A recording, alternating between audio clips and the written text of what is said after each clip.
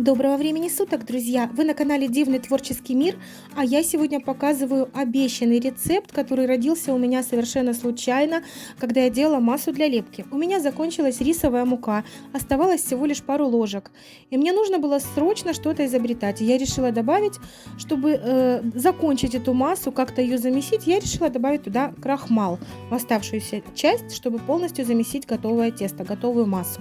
И вы знаете, мне эта масса очень понравилась. Хочу вам сегодня все показать и рассказать. Для начала берем клей ПВА, у меня клей ПВА М. Я кладу 2 столовые ложки клея. Можете взять столярный клей ПВА, тоже будет идеально, просто хорошая масса получается из него всегда, у меня просто закончился. И, конечно же, понадобится рисовая мука, вот вы ее видите сейчас. Я добавляю пару ложек рисовой муки, можно положить 2, можно положить 3 ложки рисовой муки, а уже остальную часть мы добавим крахмал. Уже замешивать тесто будем на крахмале дальше. Вымешиваем хорошенько все.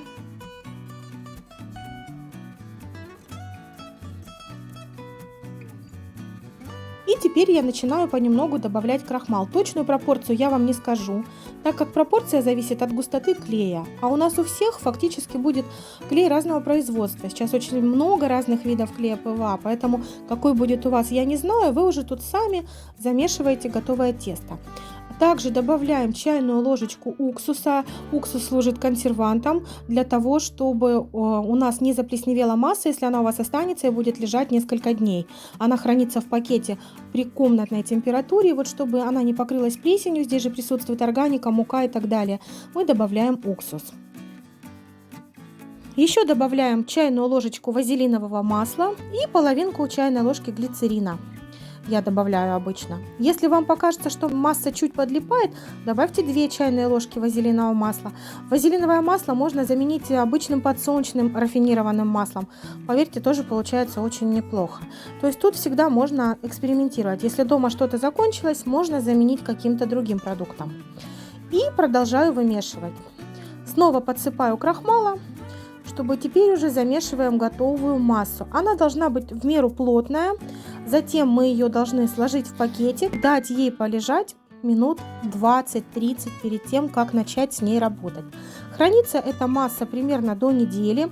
Дольше я бы вам не советовала ее хранить. Она потом все равно теряет свои свойства и становится уже какая-то не такая. В работе не очень удобно с ней уже потом работать. Она не такая пластичная будет.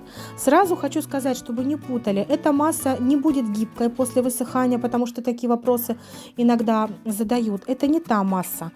Изделия из нее получаются плотные, твердые после высыхания, и гнуться они не будут. А свежая масса, как вы видите, очень пластичная. После того, как она полежит, она уже так тянуться не будет. Но лепить из нее можно что угодно. И тоненькие лепестки роз, и прекрасно работается с молдами, то есть все что угодно. Масса отличная.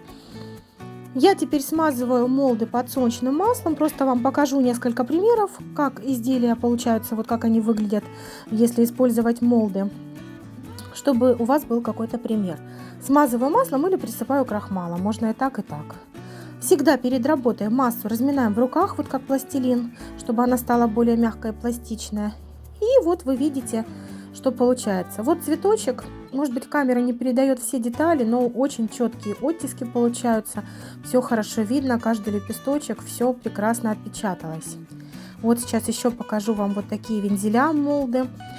Тоже получается все четко. Я пробовала и лепесточки лепить из нее. То есть я довольна. Имейте в виду, если вдруг у вас закончилась рисовая мука, или чего-то не хватает, или наоборот вы делали холодный фарфор на основе крахмала, и крахмал закончился, вам не хватило, можете добавить рисовую муку. И получается вот такая масса из ассорти, скажем так, содержащая и рисовую муку, и крахмал, и которая вполне имеет хорошее качество. Так что я надеюсь, вам пригодится этот мастер-класс, этот простой рецепт, бюджетный очень. Может быть, кто-то уже додумался до такого, я не знаю, я вам рассказываю вот то, что мне пришло в голову. И я это сделала, поэтому вот пользовалась уже. Изделия после высыхания ведут себя тоже хорошо. Если усадку дают, то маленькую усадочку, возможно, дает немножко, но не сильно.